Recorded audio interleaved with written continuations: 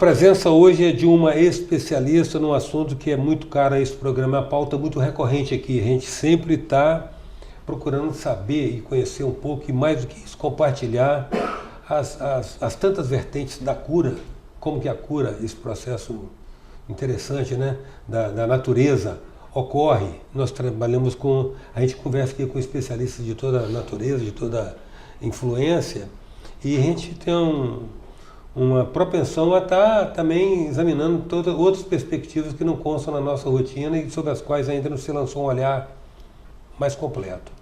A nossa presença de hoje é exatamente de uma especialista nessa área.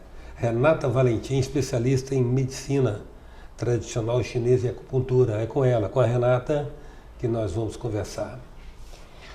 Renata, você esteve aqui, logo quando a gente lançou o programa, né, falando de acupuntura.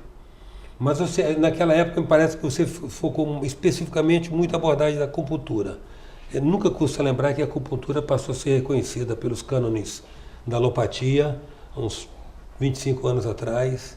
E a gente sempre brinca dizendo que se chinês tivesse esperado pelo reconhecimento, estava morrendo há 5.000 anos, né?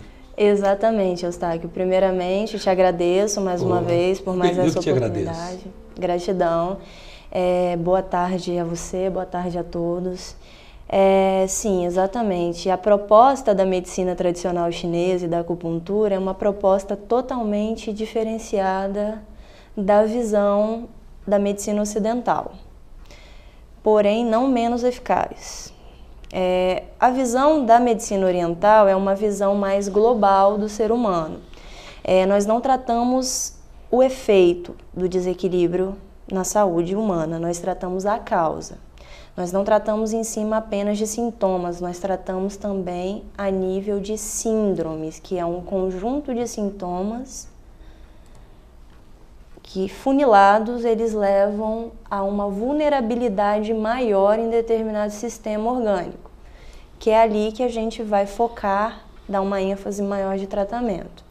E a gente não trata só o aspecto físico do paciente. Mesmo que o paciente venha para nós com uma queixa puramente física, nós sempre procuramos ter um olhar aos vários outros corpos do indivíduo. Nós tratamos o emocional e o equilíbrio do sistema nervoso também. Nós usamos protocolos que englobam o equilíbrio mental e emocional. Corpos mais sutis. Mais sutis. Bom, mas deixa eu ressalvar uma coisa. Você tem uma graduação universitária em medicina. Isso. Aí você seguindo uma orientação muito próxima de você, que é do papai, isso. Você caminhou por esse caminho. Isso. Foi uma experiência, né, desde a minha infância com o professor Valentim, já tem 44 anos, de medicina tradicional chinesa e acupuntura aqui no Espírito Santo, mais de 100 mil casos muito bem resolvidos.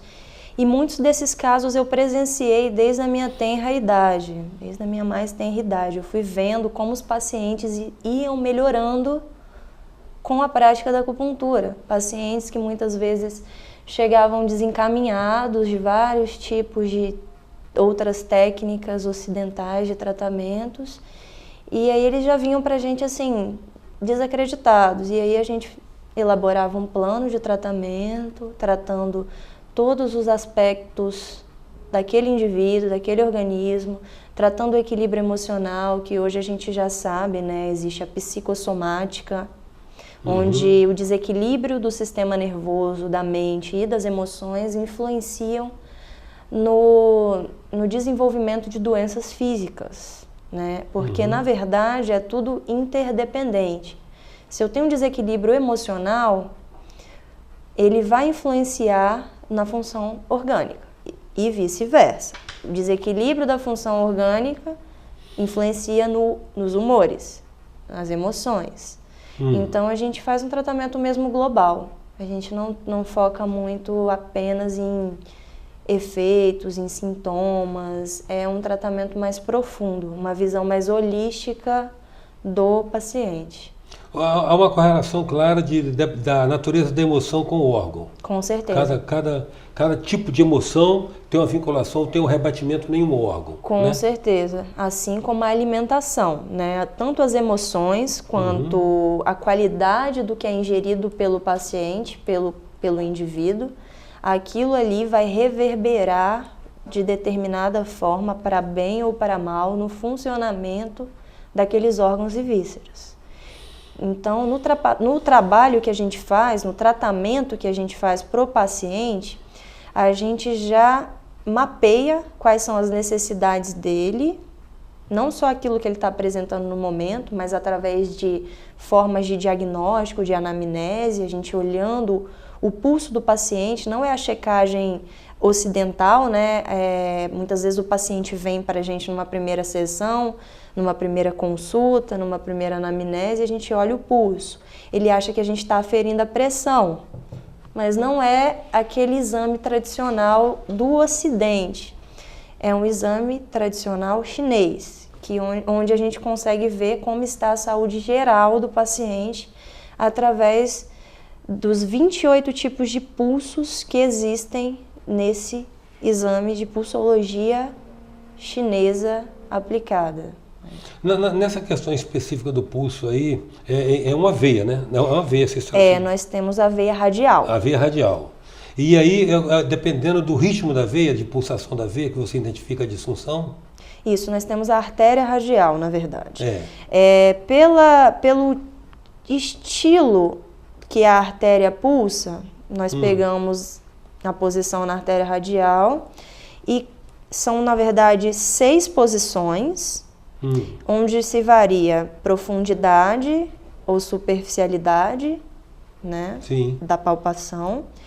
Cada posição está correlacionada a um órgão e víscera diferente dentro do corpo. E a gente analisa, basicamente, existem 28 tipos de variáveis, mas basicamente, se o pulso está rápido ou lento, forte ou fraco, profundo ou superficial. Que aí eu já sei como aquela doença se manifesta e onde ela se manifesta. A gente consegue saber se é crônico, se é agudo, pela qualidade do pulso. Temos também diagnóstico lingual, onde a gente investiga aspectos na língua, da aparência, se existe saburra, se a saburra é mais grossa, mais espessa, ou se ela é mais fina, mais superficial, se ela já tem uma coloração mais amarelada, ou se ela já tem uma coloração mais esbranquiçada. Então, tudo isso nos mostra onde nós precisamos tratar e trabalhar primeiro. Muitas vezes o paciente fala, mas Renata, eu escovo a língua e não sai. Essa saburra está aqui. Porque não adianta, não é uma sujeira que está na língua, é o organismo excretando. Então vem de dentro. Se o paciente não for tratado, o seu interior, aquilo continua se repetindo. Então, por isso é importante um tratamento global para a doença não ter um desenvolvimento e se tornar algo mais grave, né? Essa aula nossa vai continuar no bloco seguinte. Hoje nós estamos conversando com a Renata Valentim a respeito da medicina tradicional chinesa e os vastos recursos que essa abordagem de cura pode proporcionar. A gente volta já.